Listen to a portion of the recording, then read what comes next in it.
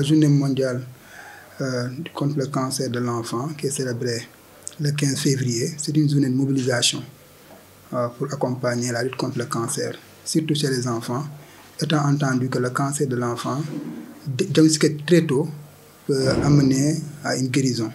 C'est pour cela, chaque le 15 février, la communauté internationale fête cette journée pour qu'on puisse appeler à la mobilisation des acteurs pour accompagner cette lutte contre le cancer de l'enfant.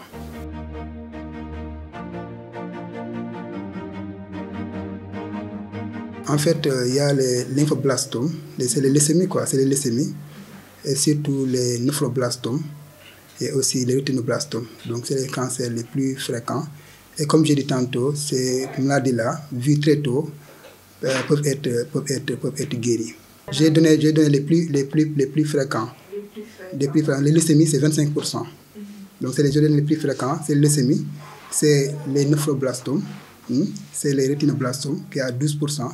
C'est les cancers les plus fréquents chez les enfants au Sénégal. Donc, le traitement, ça dure.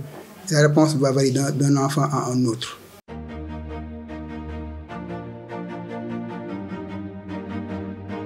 Au Sénégal, de manière générale, les cancers, en général, c'est 10 000 personnes. C'est 11 913 personnes qui sont attendues cancer, selon l'estimation du Globocan.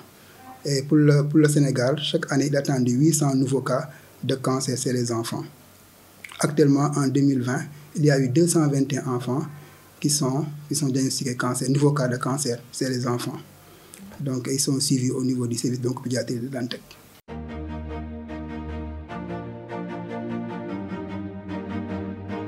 En 2019, le chef de l'État a fait une subvention pour la prise en charge du cancer. Un montant de 2 milliards a été alloué pour un peu faciliter cette prise en charge qui est très coûteuse. Et à ce moment-là, il y a eu les cancers concernant le cancer de la femme et du sein, du cancer du col de l'utérus et du sein qui sont gratuits. Et par rapport aux enfants, c'est des subventions qui sont à hauteur de 100%. Pour certains, ça dépend des protocoles. C'est des protocoles. La prise en charge du cancer, c'est des protocoles thérapeutiques. Il y a des protocoles qui font que c'est 100%, l'enfant ne paie pas. Par contre, il y a d'autres protocoles où l'enfant paie 40%, 60%, en fonction des protocoles, où la gratuité va prendre 40%, ou la gratuité va prendre 60%. Donc, on peut dire qu'en moyenne, c'est 60% est subventionné pour la prise en charge du cancer, grâce à cette subvention de 1 milliard qui a été allouée pour la prise en charge du cancer.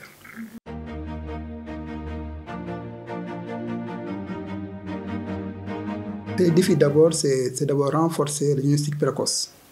Le diagnostic précoce, c'est pour qu'on puisse très tôt détecter ces cancers. Comme j'ai dit tout à l'heure, comme le cancer accessible de l'enfant, accessible au traitement, de faire en sorte qu'on puisse très tôt diagnostiquer ces cancers, quel que soit le niveau où l'on est, que ce soit au niveau des centres de santé, que ce soit au niveau des postes de santé, qu'on puisse diagnostiquer. C'est pourquoi on a commencé un programme de formation des prestataires. 150 prestataires ont été formés dans la région de Dakar et la région de Thiès pour pouvoir détecter très tôt le cancer chez l'enfant. Et ce programme-là doit être à l'échelle. Ça, c'est un. Pour que tous les prestataires, quel que soit le niveau où ils pratiquent, puissent très tôt participer à ce diagnostic précoce. Deuxième chose, c'est qu'on puisse renforcer les spécialistes en oncopédiatrie. C'est les médecins qui s'occupent du cancer de l'enfant. Actuellement, on en a 5. Donc, faire en sorte qu'on puisse avoir beaucoup d'oncopédiatres pour pouvoir accompagner ces luttes contre le cancer. Et aussi décentraliser ces prises en charge. Actuellement, il y a un projet qui est en cours pour qu'on puisse décentraliser la prise en charge du cancer au niveau de l'hôpital de Mbour. Donc, décentraliser cette prise en charge du cancer. L'autre chose aussi, c'est accompagner davantage le coût. Comme j'ai dit tout à l'heure, c'est une maladie qui est coûteuse. Faire en sorte qu'on puisse accompagner cette prise en charge du cancer pour que les familles ne dépensent pas beaucoup par rapport à cela.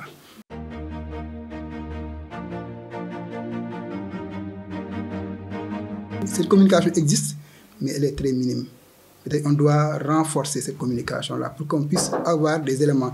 D'autant plus que j'ai dit tout à l'heure que cette communication, ce cancer de l'enfant, c'est un cancer qui peut être dépisté précocement, peut être guéri. Donc, on doit nous organiser à beaucoup communiquer davantage, vraiment en passant par par vous, en passant par d'autres acteurs, vraiment à faire en sorte que le message soit disponible. Et un travail a démarré, on pense renforcer cela. Parce que nous sommes en train de voir au niveau des écoles comment mettre en place un programme de lutte contre les malnutrition pour que l'enfant, très tôt, dès le bas âge, puisse incorporer les bons comportements qui feront qu'à l'âge adulte, ce sera un adulte qui aura les bons comportements. Parce qu'actuellement, nous communiquons pour changer les comportements. Mieux vaut démarrer dès le bas âge. Et nous avons démarré ce programme-là et nous espérons que ce programme-là sera accompagné, sera appuyé pour qu'on puisse avoir les effets escomptés.